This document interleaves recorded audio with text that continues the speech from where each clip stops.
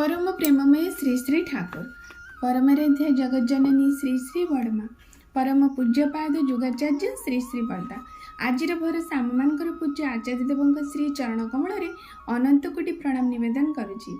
सभी गुरु परिवार श्री चरण मध्य मोर अनंत कोटि प्रणाम निवेदन करुछि। एठारे उपस्थित मोर मो वीडियो देखुथिबा प्रत्येक गुरु भाई माँ मानकु मोर प्रत्येक श्रोता बंधु मानकु जो मैंने भी मो वीडियो शुणुंट प्रत्येक दिन सुंदर सुंदर कमेंट मत दौरान मत इंस्पिरेशन करुँच मु परमपिता कार्य करने आहरी मोर मनोबल को सुदृढ़ करुँच से समस्त पाखे मु चिर कृतज्ञ आई मु परमपिता पाखे प्रार्थना रखे तांकर सर्वांगीन मंगल हो इष्टपूत जीवन जीवन को उपभोग करंतु सर्वोपरि गोटे भल मनीष हुंतु ए जीवनर स्वाद को अनुभव करंतु। एटा मोर प्रत्येक दिन पर आज प्रार्थना करी आज वीडियो आरंभ करवा। आज गोटे सुंदर घटना जानिबा जे श्री श्री ठाकुर जीवन रे एक मर्मांतिक सत्य कथा कौन ता हुए तो बहुत सत्संगी जानी थिबे किंतु अनेकों मध्य ए विषय से माने अवगत नहांती। तेणु आज सीटा परम उद्धाता श्री श्री ठाकुर अनुकूल चंद्रंकर पुस्तक मुझे पढ़ी ता मु आपन सामने तोली धरने चाहे। समयर बहु पूर्वर 1945 मसीहा अक्टोबर मसरे जेसी गुप्ता नाम जड़े हार्ट स्पेशलिस्ट ठाकुर को देखापी हिमायतपुर आश्रम को आसते। डाक्तर हेबा संगे संगे से जड़े ज्योतिष शास्त्र बहु पारदर्शिता लाभ करथिले।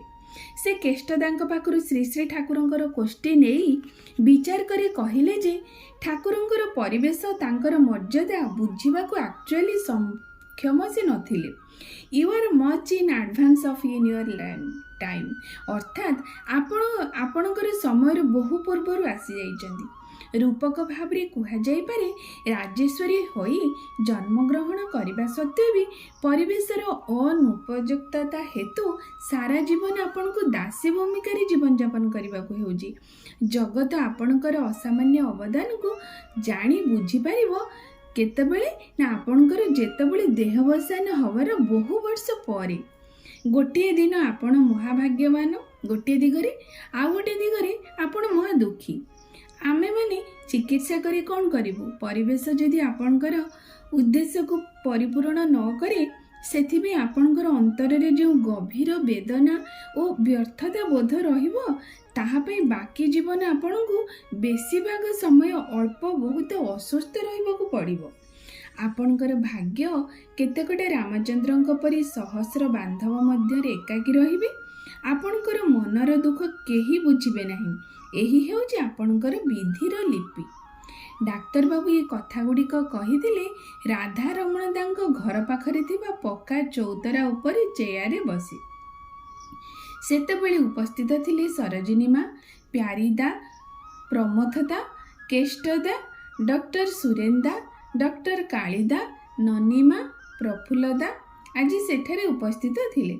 डाक्तर बाबूंकर कथा शुणी श्री श्री ठाकुर कही मो संबंध रे आपण जहा कहले ताहा हेउछि मर्मांतिक सत्य।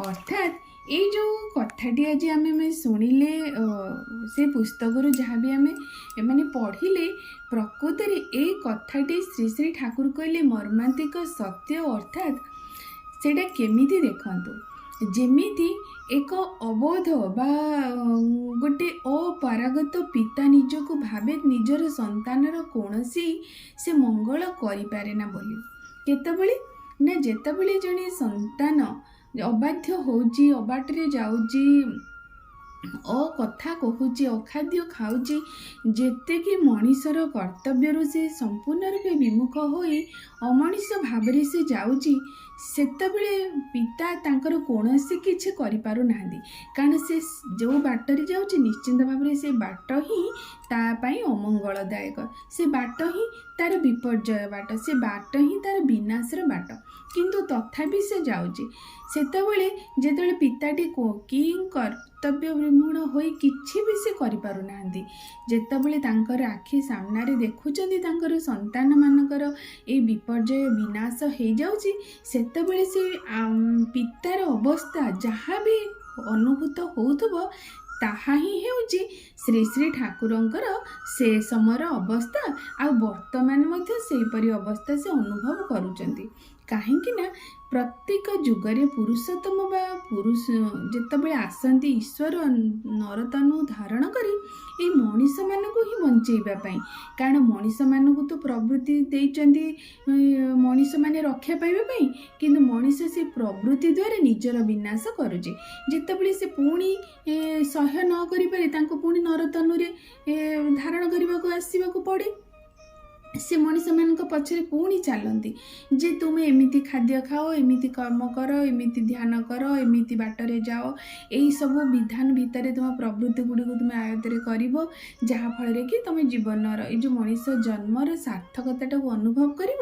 ଆଉ ତୁମେ ତୁମର ଯେଉଁ ଆତ୍ମିକ ଉନ୍ନତି, ଯେଉଁ ଆତ୍ମା ଆମର ରହିଛି ତାର ଗ୍ରେଡେସନ୍ ବଢ଼ି ବଢ଼ି ବଢ଼ି ବଢ଼ି ଯିବ, ଯାହାଫଳରେ କି ପ୍ରକୃତରେ ତୁମର ସାର୍ଥକତା ଜୀବନ ତୁମେ ଲାଭ କରିବ। ସେତେବେଳେ କୁହନ୍ତି, କିନ୍ତୁ ମଣିଷ ସେସବୁକୁ ମାନିବାକୁ ଚାହେଁ ନା।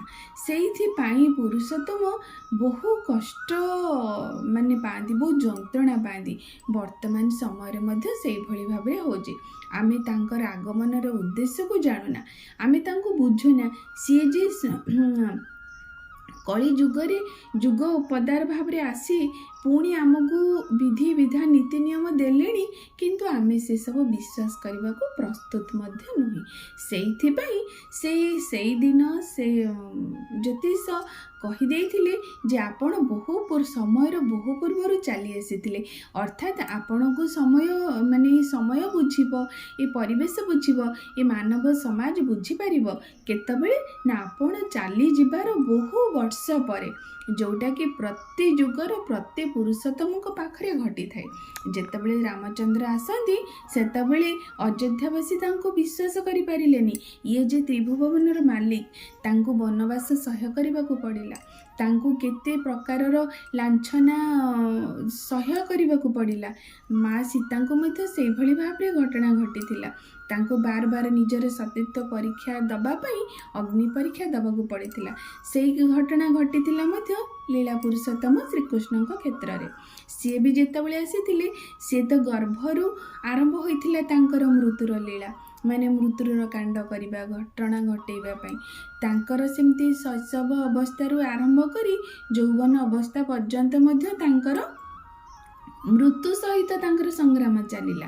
କାରଣ ସଦାସର୍ବଦା ଏଇ ମାନବ ସମାଜ ତାଙ୍କୁ ଚାହିଁଲେ କେମିତି ଆମେ ତାଙ୍କୁ ନିଧନ କରିଦେଉ। ତେଣୁ ସିଏ ଯଦି ଜାଣିଥାନ୍ତି ଯେ ଇଏ ସାରା ବିଶ୍ୱ ବ୍ରହ୍ମାଣ୍ଡର ମାଲିକ ଈଶ୍ୱର ଭଗବାନ, ଇଏ କ'ଣ ଏଇ ମାନବ ଜାତି ଏଇଭଳି ଭାବରେ ତାଙ୍କ ପ୍ରତି ବ୍ୟବହାର କରିଥାନ୍ତି? ସେ କରିପାରିନଥାନ୍ତି। ଠିକ୍ ସେହିପରି ଅଧୁନାତନ ଶ୍ରୀ ଶ୍ରୀ ଠାକୁର ଅନୁକୂଳଚନ୍ଦ୍ରଙ୍କ ସମୟରେ ମଧ୍ୟ ସେଇ ଘଟଣା ଚାଲିଛି, ପୁନରାବୃତ୍ତି ହେଉଛି। ଯେତେବେଳେ ସେ ଆସନ୍ତି ଏ ମାନବ ସମାଜ ତାଙ୍କୁ ଚିହ୍ନି ପାରନ୍ତିନି, କିନ୍ତୁ ଯେତେବେଳେ ସେ ଚାଲିଯାଆନ୍ତି, ଚାଲିଯିବାର ବହୁ ବର୍ଷ ପରେ ତାଙ୍କୁ ଠାକୁର ସଜାଇ ତାଙ୍କୁ ମୂର୍ତ୍ତି ସଜାଇ ମନ୍ଦିର କରି ପୂଜା କରନ୍ତି। ସେଥିରେ କ'ଣ ସେ ତୃପ୍ତି ହୁଅନ୍ତି ନା ଆମମାନଙ୍କର ଲାଭ ବା କ'ଣ? କିଛି ଲାଭ ହୁଏ ନା। ତେଣୁ ପୁରୁଷୋତ୍ତମ ମାନଙ୍କର ଆଗମନକୁ ଆମକୁ ଅନୁଭବ କରିବାକୁ ପଡ଼ିବ, ସର୍ବୋପରି ବିଶ୍ୱାସ କରିବାକୁ ପଡ଼ିବ।